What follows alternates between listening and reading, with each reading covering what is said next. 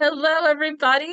Welcome to Wellness with Wednesdays with Stephanie. I'm Stephanie Buckland, your host, and I am so excited to be interviewing my friend and colleague, Steve. Steve, so much.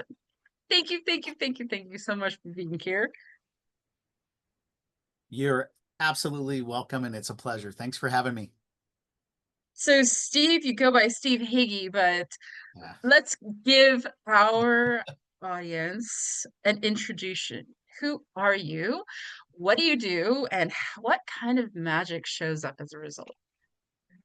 No, that is great. So I'll make it short, sweet, but I will tell you a story, obviously. My full name is Steve Higginbotham, and I just kind of rebranded this year to Higgy because nobody wants to spell Higginbotham and nobody wants to talk about Higginbotham and nobody wants to type Higginbotham into a website. So Steve Higgy is my new official kind of title. I haven't changed my name, but it's just easier. And I was always called Higgy growing up. So that's just one of my nicknames. I have another nickname, but I'm not going to share it on TV or on camera yet. And it's not a bad one. It's embarrassing. So who am I? I was born and raised in California. My parents came from very, very small towns in West Virginia. And my dad had to get out of that. He didn't want to be a coal miner, didn't want to be a moonshiner. So he joined the Marines. That was his best way of getting outside of West Virginia. And he fell in love with beautiful California, sunny Southern California, and Camp Pendleton. So he went back and met my mom, and they decided to get married. They traveled over here and they settled in Los Angeles, California. I was born in La Mirada, so Cerrita. So I'm truly a Los Angeles person, but I've been raised pretty much in Orange County my whole life. And, some of them call it the Orange Curtain. But I've loved it. I've had a great life, middle class, nothing fancy, but I always knew when I was kind of 15 that I was a little different than my friends. I just had a little bit of an edge on me. And there was just something like, okay, I need to strive for greater. But at 15, I had no idea how to do that. And truth be told, because I want to be a little bit vulnerable here, that I kind of had a little bit of an angry chip on my shoulder. And could have been my dad was a police officer in LA. And so he saw a lot of activity and came home and sort of brought that tension home. But I can't just blame it on him alone. That's not fair. Oh, sure. But I did have that little bit of angry angst, and I grew up. One of the funny things about me is I still skateboard. So in California, we have beautiful skate parks. I ride concrete pools. So that's my favorite. Anything that's 9, 10, 12 feet, like I love it. And so I that could kind of help me as I was growing up to get that anger out of me, but it just wasn't enough. I tried conventional sports, wrestling, baseball, soccer, football, and none of it really stuck. Skateboarding was just my passion. I'm also a motorcycle enthusiast. I have a couple of Harley street bikes and I have dirt bikes. So I kind of ride on the edge a little bit as fast as I can go. So that's a little bit about who I am. But I joined the military back in 1994. So literally 31 years ago in a sense. And I wanted it because prior to that, I was a graduated high school and I was a pool cleaner, but I wasn't going anywhere. I didn't have any direction in life. And I knew that. And I kind of look back when I was 15, here I am 21, and it's like, there's just something more. And I don't know what it is. And a friend of mine showed me a Navy SEAL video. And I don't even think it took 10 minutes and I was hooked. I'm like, that's the toughest job. That is pretty gnarly. That's what I want to do when I grow up. So let's go do it. And I wasn't in shape. I wasn't a runner. I was active skateboarding, but it's like this is a whole mindset. It's not just like you go in there and you go to war and you fight for a country. There's a lot more, but there's mental toughness. And one thing I know you and I have talked about, Stephanie, over the time is words, right? Words have an impact. But it's not just the words that you say out loud, it's the words that you tell yourself in your heads that are quiet. So those are the ones, they don't haunt me, but those are the ones that I've always had. There's always those words like, okay, let's be the best, let's strive. So one of my catchphrases that I am trademarking as we speak is called beautiful, but it's not beautiful as aesthetics. It's be you to full. Be yourself fully. So I had Mm. that mindset going into the Navy, and I trained with some of the SEALs, but truth be told, I got married shotgun real quick, divorced after 2 years. We just were not compatible. We were great dating partners, but could not live together. So I went through that. Not even a month later, I met my wife now, and we're almost 27 years. And as Wow. she likes to say, in a row. So, so it's kind of one of those things, but it happened within a week. Here I am coming back from a Westpac, and I'm going through a divorce, and then my motorcycle got wrecked. Someone hit me. I buy this piece of junk truck, and I drive 120 miles or something to meet my wife now on a Monday night of all nights. So like there's that whole universe works towards you, right? So I'm It very does. big on the words that you say to yourself and how you motivate yourself. But I decided to get out. She had a son. I adopted him. We've had two other daughters. So I'm definitely a family man. And it was the best thing for me to get out and raise a family. And I had a heart to heart with one of my chief warrant officers. He was a silly. He's like, look, this is going to be the hardest job you probably will do, but not really. Life and having a family and having kids and working in corporate America, that's going to be way harder because that's never going to go away. The Hmm. Navy, you'll retire after 20, 25 years, but life, you don't retire. So it was that was one of my first big eye openers. Like, this is a heart to heart. And I'd never really had that with my father. And it's like, okay, I'm not giving up. I'm just changing my path. And so I started in recruiting. And when I got out and loved it, worked for a very, very large, reputable, privately held staffing company. They're still around. And I started up businesses with inside of their businesses. So I realized that I'm a business builder. I love growing. And then 10 years, I kind of hit that ceiling again, BUtoFull. And like I'm always wanting to progress. And I'm telling myself, what else, what more can I do? And it Right. was going into operations, and when I was in the Navy, I was an operations specialist. I worked on radar navigation, but my specialty was bringing in the ship. So it was called piloting, but I wasn't flying a plane like a pilot. I was piloting a ship, working with the officers to make sure we didn't run aground or hit anyone else. And so we could properly moor and get to the port, and then we can go have some fun. But and it's easy to do in San Diego and Point Loma. It's only an hour and 45 minutes, but you go to a foreign port, you've never been, you have no idea what their docking situation's like.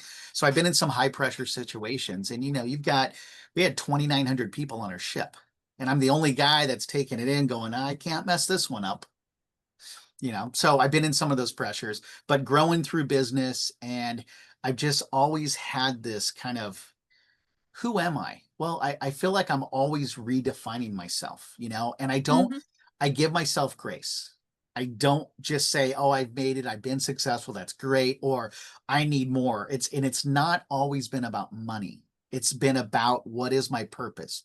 So the recent book that I wrote BUtoFull in there. It was co-authored, and it's nice because it's endorsed by Tony Robbins. So being a career coach now, that's like a really name that I really love to associate with. And then Brian Tracy's on there, but it was Hmm. called Passion, Purpose, and Intent.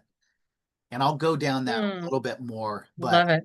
getting back to who I am, it's just really progressing. And early on in my career, I had an opportunity to see Tony Robbins on stage back in Results 2000. And then now, 25 years later, he's endorsing the book that I co-authored. So that was kind of rewarding. It's very nice. But I've always wanted to help people. I looked at him on the stage, and it wasn't just talking, but it's like the words that he uses, how they're impacting people, how they're changing their lives, not just financially, not just career wise. So I've always had Yeah. that within me. And now, 25 years later, I'm actually in the business doing it, not to the success level that Tony's doing. And I don't know that I would want to be that famous. Like, that's a lot of pressure. But it's, what are the words that we're choosing to tell ourselves? What are the words that we're choosing to tell the people out there? But I've always had this, kind of, okay, my who is get better, but my why is, how can I help others? And one of your things said, what's the magic that shows up?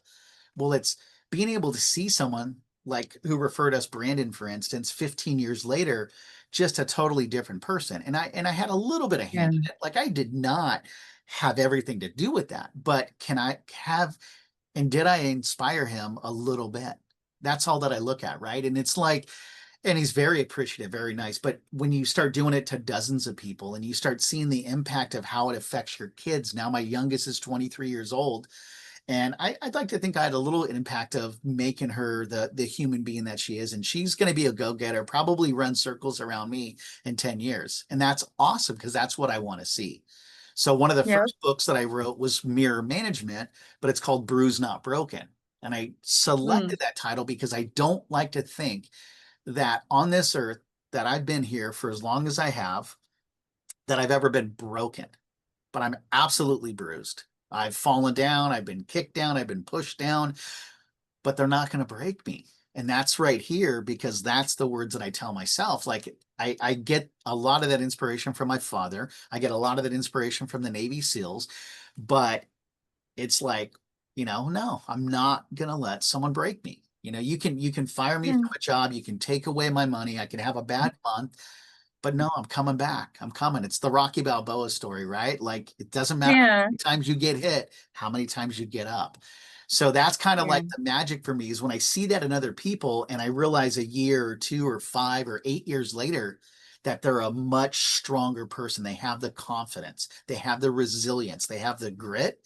That to me is way more valuable and so magical that money is just a byproduct of that. Yeah.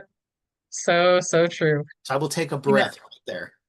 I think it is fantastic. The work that you're doing, I honestly, I could use your help. Like, I think that most people could use a little nudge in the direction of confidence.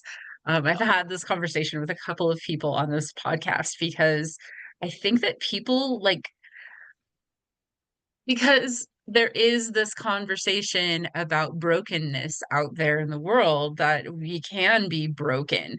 And I fully do not believe that anybody can be broken. I think that that is just part of our belief systems Mhm. and how we believe ourselves to either be okay or not okay. I mean, I'm thinking about there's a song that came out when I was leaving high school, and the focus of that song was I'm not okay. And at that point, I was in that place. I was not okay. When I was 18, I was not okay. When I was 20, I was not okay. Like, and it was okay for me to be not okay at that point because I understood that there was something that I could focus on or something I could push toward, something that I could heal or remove or like move toward that would create something better for myself. So, like, that is something that has always been in my mind. Like, how can we be okay and fully ourselves through whatever we're going through and not be stuck? I tell people that is my specialty to help you get unstuck. Yep. So that's basically everything I've ever done in my life is to help myself get unstuck. So how can I help you get unstuck? So that's Yep. amazing.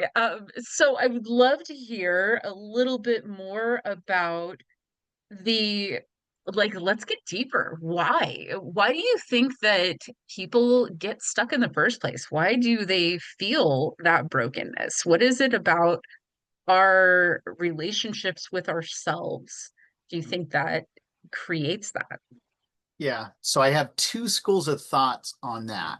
And one of them, I'm going to go the corporate side, and then I'm going to go more of the holistic entrepreneurial side of it. Because I'll give you an example. Like you just talk about getting unstuck and the specialty. Like I keep trying to reinvent myself, and I'm in a unique place because I just did a startup business 4 months ago. Haven't received a paycheck. I've got my first investors. Thankfully, my mom helped out, and I'm doing fractional work, so I'm doing some consulting in the recruitment space. Right. So that's what I've been around in recruiting. So I look at like the corporate side of it. And I know a couple of people that are in the holistic medicine. One of them's a Navy SEAL. He works with a lot of the psychedelics, and we can go into deeper stuff on that if we need to. But his big thing is he'll work with, like, let's say some of the Google X executives, how they can be a better leader. And it's not necessarily they're stuck, but they're in this. You could call it, they've got the golden handcuffs. You could say it's a cog in a wheel, you're a hamster in a wheel, but you're literally programmed by corporate America, especially at that Hmm. level and at those large companies of this is how you act, this is what you say, this is where you, and it's a lot of those things like that. And the reality of it is that's one way. So I started off in staffing and we had a little bit of creative flair, and I can big and large, and some of them were small, but you could see the culture, right? So when I look at it, you think of words, but there's company cultures and then there's departmental cultures. And I think we've all met a toxic person at some point in our life.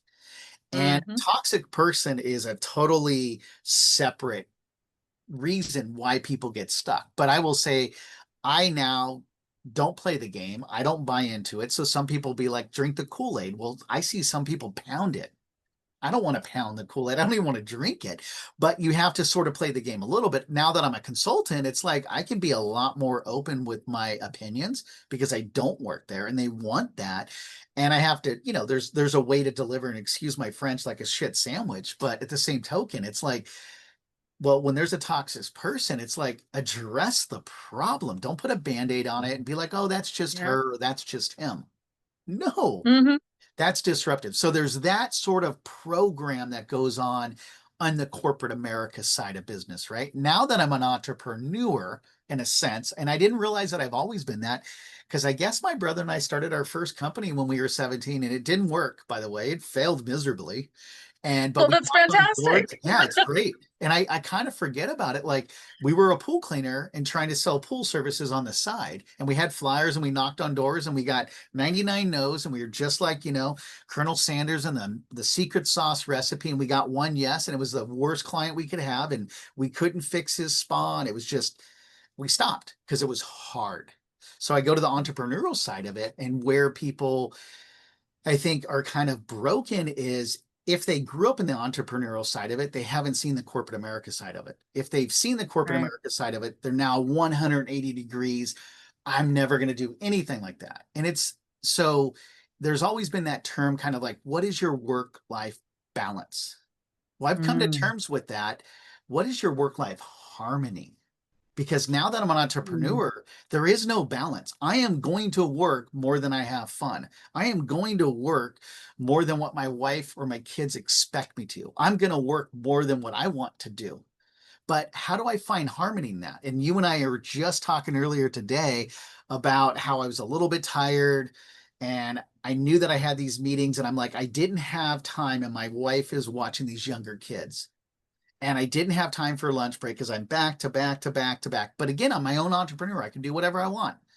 And Yep. I said, you know what? I'm going to go play with the kids for 7 minutes.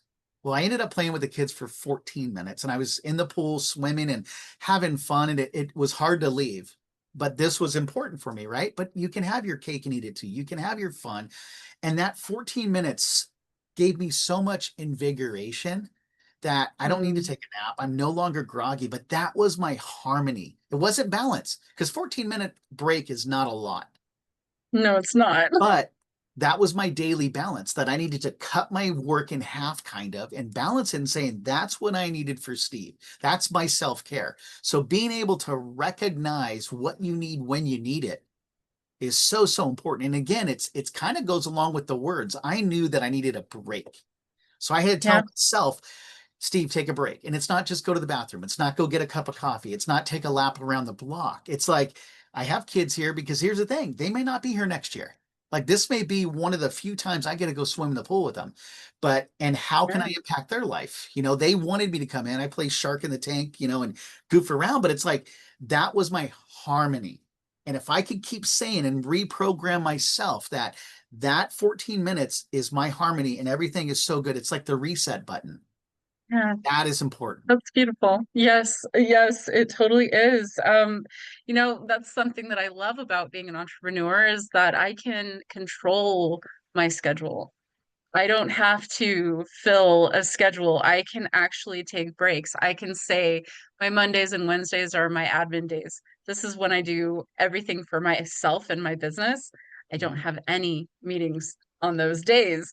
And yet I find myself putting meetings on those days anyway, because those are like the open times. you know? And Yep. so they s- they end up filling up, and I was like, well, that's just how my business is. That's okay. Yeah. Oh, I have a partner who says, well, you fill your entire day with meetings, and why do you do that to yourself? It's like, well, because I can. Because I have the ability to do that. I can control that, and I can choose not to do that if I don't want to. So Yeah. that's beautiful after all of these years of recognizing that I don't have to do those things. I don't have to be busy just Yeah. to be busy. I can actually have restful days. I can take breaks and I can move slower on certain days. That's been Yeah. beautiful because I am healing, because I am still in this healing space trying to figure out why am I falling so much? What is wrong with my body? Why am I so uh messy? It feels like my life is just messy, and that's okay too. It's like we are human. We can be human in our messiness. We can be human in our brokenness. We can be human in our bruisedness.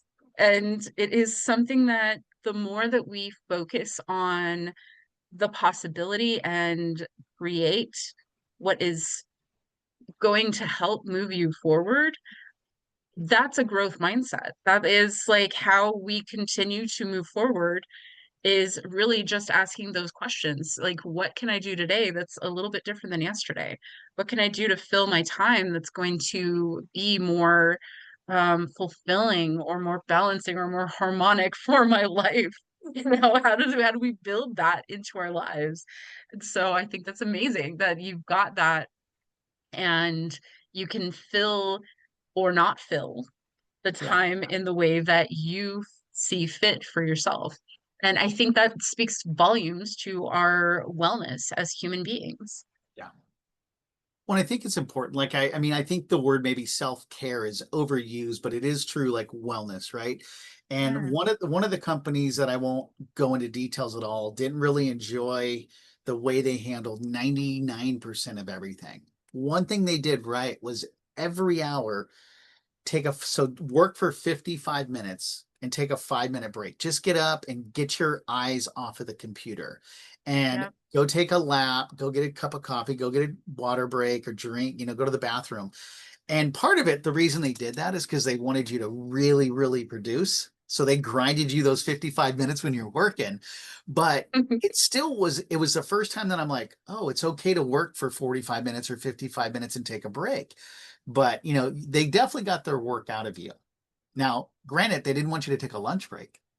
So Oh no. you still got, basically 40 minutes of a break, which is more than a 30-minute lunch break, but it was just their style. But there was something to be said about leave your computer, and there's times where I'll come in at 6 in the morning and I'll work all the way till 2 o'clock. And I'm like, oh, I should probably take a break. I stand up and my feet are like just dead because I've been sitting down for, basically 8 hours. And I'm like, I need to go take Yeah, a lap and walk.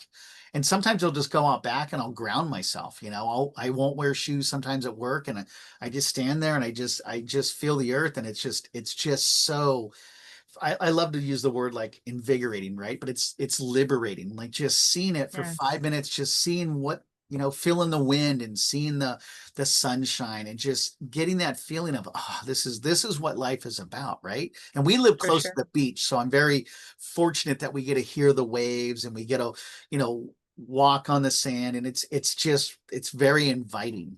But it is the healing. I think one of the things that we could probably even go deeper on is, for me, I mean, for so many years, and I won't tell you my age, but when I hit 40, I ran my first marathon and it sucked. I hated it. And the very next weekend, I bought a bicycle and I started doing triathlons, and I loved it because I like the different disciplines. And I'm great at the half marathon. Don't need to run 26 miles. But with that, all of a sudden I became 50 years old, and I'm kind of like, yeah, I'm not really addressing my needs as deeply as I had. So that's when I met a shaman, and that's when I've gone through some journeys. And I really decided that my self-care, more than my title, more than my company, more than my job, more than anything, matters because I want to be here for my kids. I want to be here for my grandkids. I need to be here for my mother. And I went through a not a bad episode, but my dad passed a couple years ago and he had a stroke, based on 2021. He was hospitalized and he never really bounced back from it, but he kind of gave up. He didn't really do what the physical therapist and what the occupational therapist wanted him to do. He didn't walk. And because he didn't walk, he didn't use a lot of energy. He didn't drink a lot of water, didn't eat, and he just kind of withered away after about 2.5 years. And it was really painful to watch him do that, but it was his own stubbornness in a sense. And I Yeah. I was more worried about my mother at the time, but through that, that's just, 3 years ago. So my healing has kind of really hardcore started when I hit midlife in a sense, human life. And it's kind of like, wow, like I really need to be vulnerable and understand that I probably have some baggage that I need to shed. I probably Sure. have some toxicity from corporate America that I need to get rid of. And I just need to heal. And I've learned that it's okay to be vulnerable. It's okay to start purging, right? And start kind of scaling Mhm. back and simplifying, but not just physically, doing it mentally in my head. And I've always been very aware of the words that I choose to use. Like you have the shirt that says Mhm. believe. I have a phrase that says believe, achieve. Whatever you believe, you will achieve if that's again, your passion, your purpose, and intent. So everything sort Yeah. of blends, but it really wasn't myself kind of getting through my brokenness until I really talked and worked through what was my brokenness? What was it? Yeah. Right. Yeah, And you really do need to identify it first before you yeah. can really heal anything. And one thing that I do a lot of coaching for the Honor Foundation with military veterans. A lot of them are special operators when they come out of the military. You'd be surprised at how many men and women have 20, 25 years and they get out and they take that uniform off and they're broken because they don't know what the next step is. So we help them in that transition. And that's kind of where the harmony comes in. And it's a really great platform. It's a great program and it's about community, it's about helping them, but they lose that identity. And so Yeah. for me, like I want to lose that edgy skater identity of being a kid, but I never want to lose that passion behind it. Right. I don't Hmm. want that. Some people look at skaters as like, oh, they just ruin the streets or whatever. Everybody has a different view, but the passion behind it is what's actually driven me to be who I am today. So don't lose everything about it. And I don't want to pretend that I'm someone that I'm not. Right. But the healing, it's like I didn't know that I even had a little bit of brokenness into me because I was so stubborn and I'm like, oh, I'm this corporate person and I'm successful. And it's like, there's things that I could work on. There's things that I could do. So I had to really have that introspection with myself first and say, this is a conscious decision that I want to go out and get, kind of a holistic path to help heal. And I'm still going through that 3, 4 years later. I'm still Yeah. not where I want to be, but I'm way better. But I've always had the mental sort of resilience is kind of my superpower that it doesn't matter where you put me in, what you do, I will get through it. But that's not okay. That's not healing. That's not self-help. That's not being, in a sense, harmony. So it's kind of like it's been really eye-opening the last couple of years, some of the stuff the people I've met, the things that I've gone to, but it also brought me to meet with you. And there's just so much in that, but it's really just, and you don't have to identify everything. You just have to Yeah. start. You just have to Just have to start start. and you have Yeah. to be Yeah. vulnerable. You have to be vulnerable and realize like there's even if it's a simple thing, right? I've seen someone that's at my church, for instance, we go to a men's group and he is completely broken. Like he's not rock bottom, but he was there not long ago. And we're trying to lift him up, but it is hard work. It's stuff that he has to do on his own, but every week there's a vote of encouragement. There's things that you can do, right? And I finally got him back into skateboarding and he's clean and sober and all this cool stuff, but it's like I look at him and going, ooh, he's in a worse place than me, unfortunately. However, he's still bruised, he's not broken. Yeah. So Yeah. Yeah. It's been really, really interesting in the last couple months for me because my body and my mind have been telling me to stop. okay. They've been telling me to slow down. And I am very stubborn as well. I don't want to stop. I want to keep going. I have a mission. I want to help people, damn it. Yep. So I don't stop. And yet I'm here and I had to focus on myself. I had to realize that actually I need some time here. I need to take a little breath and work on what is happening in this body to make me so messy. What is happening here? And it was a really hard conversation and a hard kind of disruptive conversation in my life because how the hell am I going to stop? How can I even do that? Is this even possible? And so the answer, of course, is yes. Of course, you can stop. And then the next obvious question is okay, now that you said yes, now you actually have to follow through. Oh God, now I got to face the music. Yeah. I got to follow through. Okay, what does this follow through look like? And so this is really understanding that there's always a possibility and always a way to get Mhm. through things. There's always a way. And when you allow yourself to get into that feeling of stuckness or Mhm. feeling of like I can't move forward, that's the catalyst Yeah. that you've been waiting for to move you forward. And yet, if you stay in the catalyst and you just accept it, like, okay, I'm here now. I don't know what else to do. This is my life right now. There's no pushing you, but Yeah. that's our willpower, really. I mean, we're getting down to the nitty-gritty of what it is to be human Yeah. is you've got this willpower, you've got your choices, and what do you do with it on a daily basis? What do you do with it on a weekly or monthly or yearly basis? You can choose. You can choose to be abundant or not. You can choose to be in love or not. You can choose to have a fullness in life, or you Yeah. can choose to have a small little tiny life. And it's all about your choices.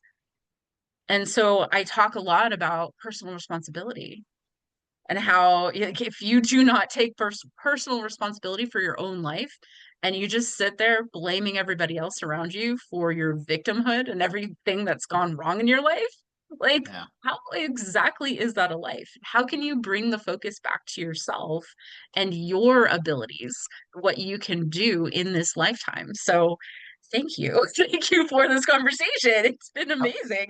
I just another reminder, I love how the universe works. I love it when that this is what my brain and my life really needed in this moment, and here we are having this conversation, so it's amazing. Yeah. Well, it's, So it's interesting. Like I take a little bit of notes, so I am paying full on attention. But I wrote down three things: fear, choices, and life. And I read a long time ago, and you and I are so aligned when it comes to this stuff. And again, like when you talk, like you said, the word stop. Like I changed that word to pause.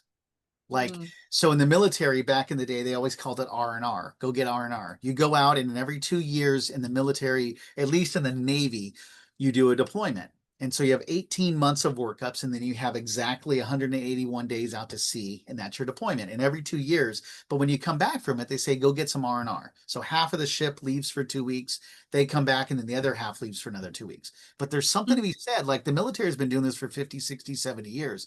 But R&R is just rest and relaxation. That's all that means. So when you talk about yeah, stopping, it's really not stopping. It's just pausing because you need a break. Like sometimes, like I took a nap probably a week ago. It was like 2.5 hours. It wasn't a little 15-minute power. Like it was a deep sleep, but that's what my body needed. And I did it at four yeah, o'clock in the afternoon. And but I got to recognize that's what I need because I went so hard for many, many, many days. And I'm talking 10, yeah, 12, 14 hours. And it's like my body was going to shut down. I was going to get sick. Like, no, that's too important for everybody else. But those are the choices, right? So it's okay to have a little bit of R&R. But I read something a long time ago and it said every moment of every day, you get a choice. yeah, And like for me, my book is called Mirror Management, Bruised Not Broken. And the reason for that is every moment I wake up, and this is going to sound cheesy, and I already know that, but I'm still going to say it. I wake up with determination, but I want to go to bed satisfied. So the first yeah, thing I do every morning is I go in there and I look myself in the mirror and I'm like, who am I? And I don't give myself a hard time about what I failed on yesterday. I give myself grace, but I also recognize I could have done one thing or two things or three things different or better or more. But I look at myself in the mirror and I say, who do I want to be today? I have a choice right now. I can choose to be a victim or I can choose to be successful. I can choose to Yeah. go in there and work hard and give it my all, or I can choose to say, oh, I don't have the job I want, or oh, I don't have the title I want, or oh, I don't have money. Now, it's hard for me because I've always worked. That's one thing my dad instilled in me since I was 12 years old. I used to pick weeds for the YMCA for the elderly. It sucked, but I made $2 an hour, but I always had money in my pocket. So now, literally 40 years later or whatever, here I am, an entrepreneur. I haven't had a dime come into my business in 4 months. That is really hard for me to digest. But I come in and I probably work harder now. And it's not just to make money. It's really not. But it's like I'm doing it because my passion and my purpose are aligned. And that is Yeah. my choice that I'm choosing today, that I'm going to make it a great day. But I do give myself the days off on Saturdays and Sundays, but sometimes I'll come in and I'll work for an hour. Sometimes I Yep. won't. And I can't shut it off now. My mind just keeps going. I used to have what I called the light switch that when I left my corporate America job, I could turn it off. I get in the car, I drive home, I forget about it. But now I have like such a great purpose through life coaching, through business coaching, through doing my AI platform. Like there's way too much going on that this is too good to turn off. I just want to Yeah. pause a little bit. I want to pause, but that is my choice.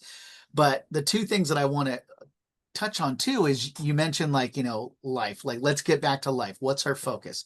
So I created a little saying, and I'm sure other people have had it too. But when I look at life, I look at it living independently, free every day. That is my life. Mm. I want to wake up and I want to live my life free the way I do. And free isn't about no bosses, no thing, but freedom is in my head. I'm doing what I want to do. I'm doing what I believe in. I'm doing where my passion and my purpose align. That is my intent. But why a lot of people get stuck or unstuck or broken or whatever is it's in human nature. I haven't done all the research, but I've done a lot. I've heard a lot about it. It's just that fear. And I was fearful for Yeah. probably a decade to become an entrepreneur. But then corporate America, I hate to say it this way, but they pissed me off just a little too much. And Yeah. It I happens. can't, I Happens to the can't, best of us, I think. yeah, and I just can't take it anymore. And that's kind of where I'm creating my whole new technology platform, not to get back at him, but it's like, no, like I'm not going to be in fear of I have to work for you for a paycheck. I have to have this title. I gave up titles years ago. I've always been fine being an individual contributor. I can do strategic stuff, but titles have never like impressed me. Just because you're a vice president Hmm. doesn't mean you know everything. Like it's a lot of the ground workers, they're the Yeah. ones that really make it work. And I'm not saying people aren't smart and I'm not saying they don't deserve the titles, but there's a lot of kind of fake it till you make it or pretentiousness in the corporate America. But a lot of people don't leave because they want the stability of a paycheck, stability of benefits, and they are afraid that their ideas, like I'm going up against some heavy hitters in the AI world in recruiting, and it's pretty gnarly. And I'm looking at every week, I'm finding something that someone else is doing that's similar to what I want to do. And I'm like, I'm just this one man show right now. I've got a couple of consultants and stuff, but I'm like, you know what? I'm tired of being afraid of them. I'm tired of not being able to raise money. I'm tired of not being able to provide a better solution. My platform will help people find jobs, period. It's going to be very powerful, but it's going to be very simplified. And I just need money Yeah. to get it. And I'm not trying to like raise money here. That's not why I'm on this. But it's like Of course. Yeah. my thing is like, I don't want to be afraid of these big companies. Just because you have a product that's bigger than mine doesn't mean it's better. And you know what? There's enough of the sand in the sandbox that we both can play in there, you know? Exactly. But that's the big thing, right? We have to make a choice. We have to live our life and we can't be afraid of it. Yeah. Most definitely. So when before we started recording, you said that you had an epiphany. So let's go back to that. Yep. What was your epiphany about? So I have two epiphanies, and I won't go too spiritual on you here, and we can always do that later. But my first epiphany was probably about 4 or 5 years ago. I wrote it somewhere because I'm a writer by nature. I've been writing poetry since I was 15. I've written just too much, at some point. But the reason I'm a career coach and the reason I'm a life coach and how it blends is because early on, back in 1999, I was getting into sales and nobody would help me. And that's when I kind of met the Tony Robbins and the Brian Tracy's and the Wayne Gretzky's, and they were on stage. And I'm like, okay, I'm going to go but I got to pay for it. But everybody gave me one nugget. Like, here's a little nugget, here's a saying, here's a phrase, go do this. And it's like, but I want a lot of it. I needed a mentor. So about Yeah. 5 years ago, I had the epiphany that I can't find a mentor. And I knew that I can't find it. So why not become it? So Mm. that's one of my whys. But all of a sudden it just hit me. I'm getting ready, and I was actually driving someone to the airport at like 3 in the morning, totally groggy. But my first epiphany was like, I don't need a mentor. And I have spiritual mentors out there. And I looked at it like Jesus is my mentor. And it was kind of like, Yeah. whoa, it was here the whole time. And ever since that, my life has kind of shifted a little bit. But the recent epiphany was about every 6 months to a year, I kind of look for a new job. I do project management, consulting work in talent acquisition space. And I've been working in this space for 27 years when I got out of the Navy. And I'm always like connected in community. It's who you know. For instance, how we were introduced was through a mutual friend and someone that I've known and coached for 10 or 15 years ago. And we've just stayed in Yeah. touch. And the communities, they always say it's not your net worth, it's your network. And that is true, Yeah. right? But my epiphany was I'm sitting here and I do two things. Every time I finish my project, I do the traditional way of trying to find a job, which is what most people do. There's a job posting. I'm going to send you my resume. And I send it out. You get a couple of hits and a couple of interviews, and it just kind of falls flat. It's really not there. And then I turn around and I do that like the first week. And then the second week, I just go to my network. Okay, who's available? And I'm a consultant, so I'm just looking for a project. I'm looking for something that's fun and exciting. And all of a sudden I had this epiphany. I'm like, if you think of today's age, we are on Zoom right now recording ourselves. If we wanted to, we can have AI note taker in here. We could add all these other technology Yep. bells and whistles. We probably have a phone somewhere close to us that's within our reach. We're in the technology age right now. Yep. Why are we submitting paper resumes? I don't understand that. So, Indeed. so my epiphany was I'm going to create video resumes. And so I created a Ah, video resume. I do a lot of networking on LinkedIn. So I put it on LinkedIn. I got some mild hits, and then I made it a little bit better. I edited it. I put some buzzwords in here, and I got like, oh, that's really good. And then I got some feedback like, well, you shouldn't wear that shirt. Wear this shirt. I'm like, you guys are missing the point. The point is like, I give you my resume. It talks about what I've done and it might quantify it, but let's be honest. Right now, I could put my resume in AI and within 15 to 30 seconds, it will spit out a better resume than what I could write. yep. So, and there's no way to validate it. Yes, you have to interview, but when you interview like we are right now on a screen. You're getting a Yeah. feeling of my tone.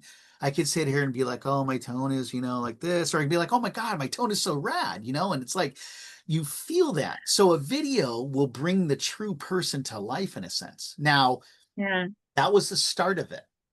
And 4 months later, it's turned into this whole big platform that has so many other bells and whistles. And I'm not going to go too deep into it or too far, but my hope is to raise enough money, and I'm talking millions, and Mhm. my biggest competitors are hundreds of millions, by the way. So my smallest competitor is 7 million. But it's kind Okay. of like this platform puts it all together. You have the AI, you have the technology, it brings the companies to the person versus the Mm, person going to find the company. There's a big wow. reverse engineering there.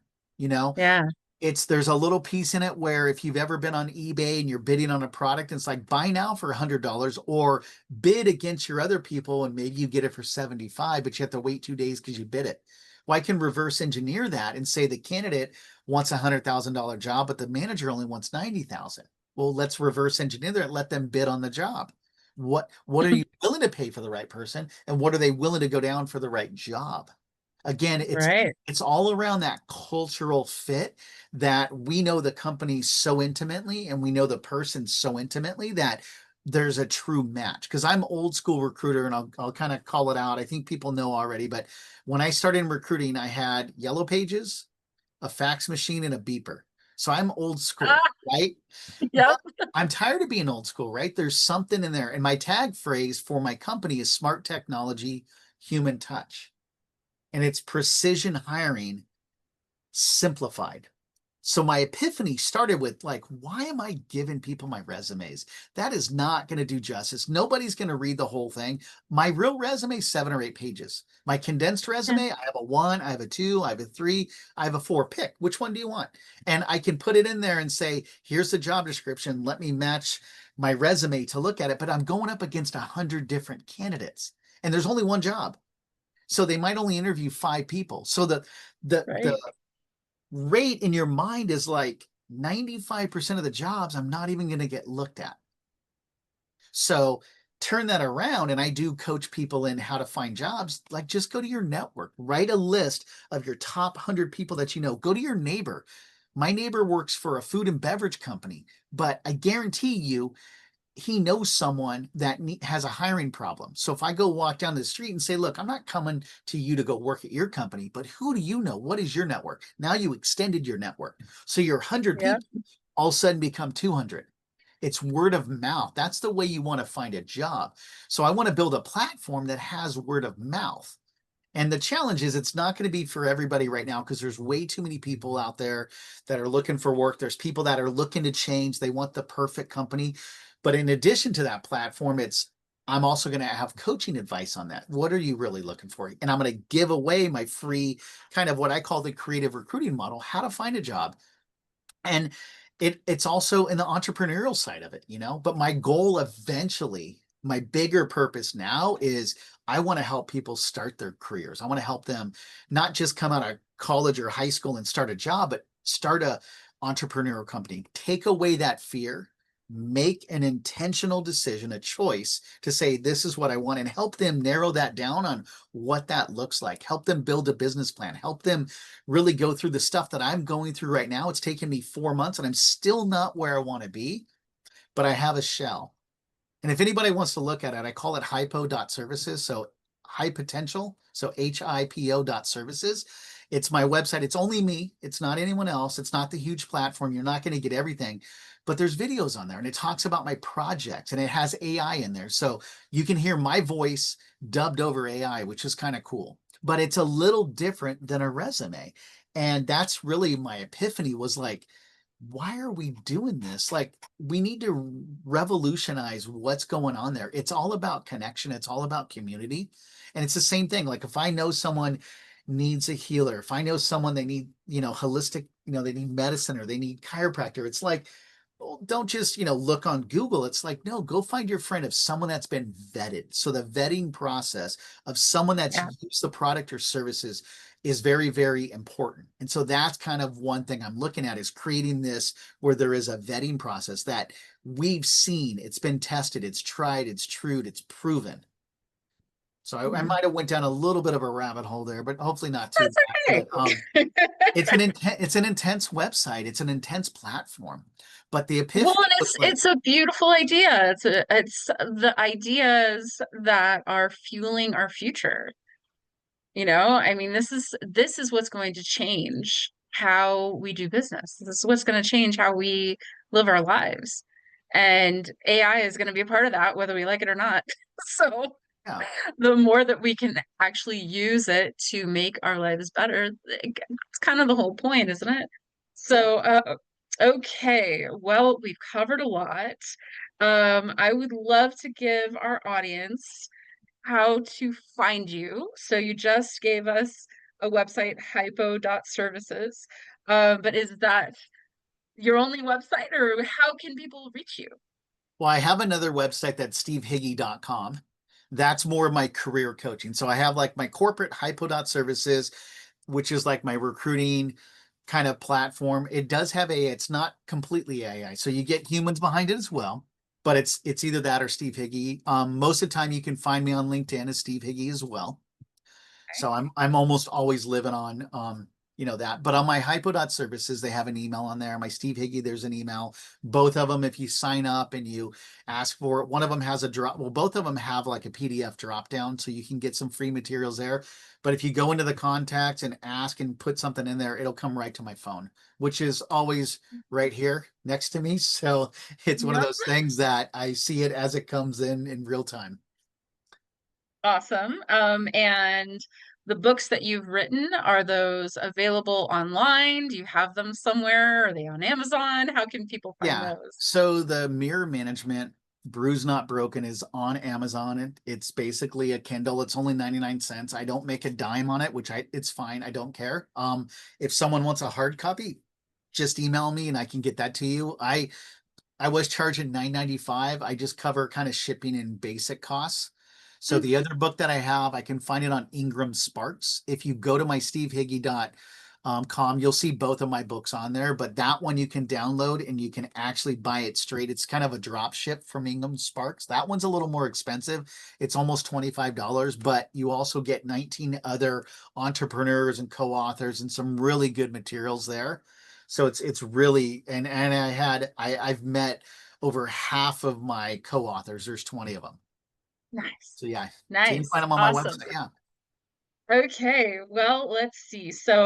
My very last question that I ask people on this podcast is, what would you like our audience to hear from you as far as inspiration?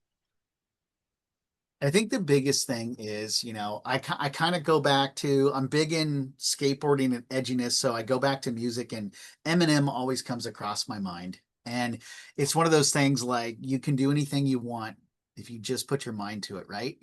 So he's got great lyrics. I mean, to me, he's phenomenal.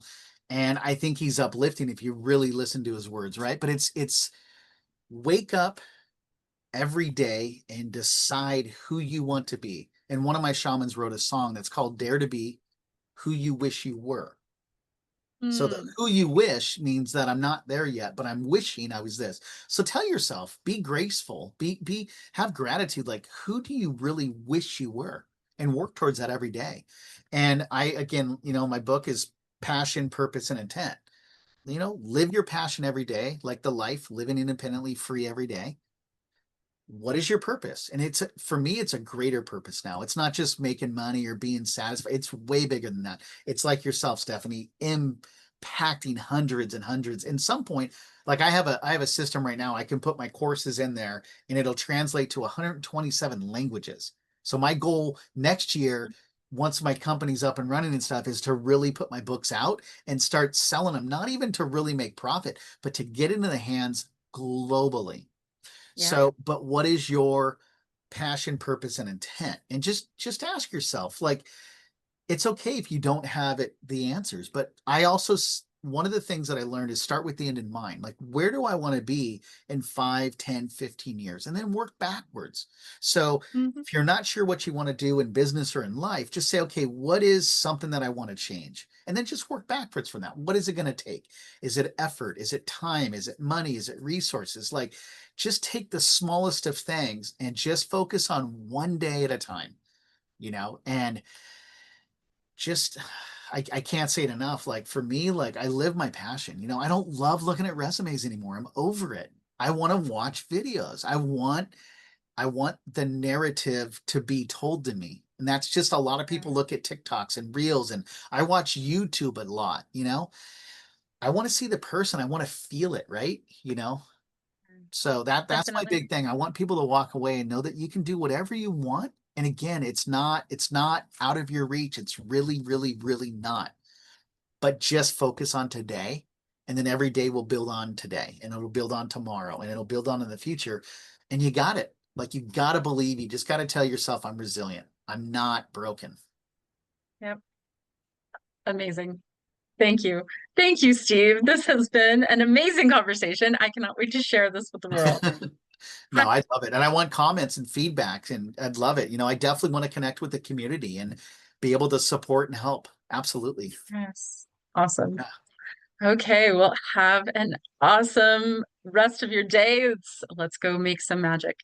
absolutely. Thank you so much, Stephanie. I appreciate that. Mm. All right. Bye now.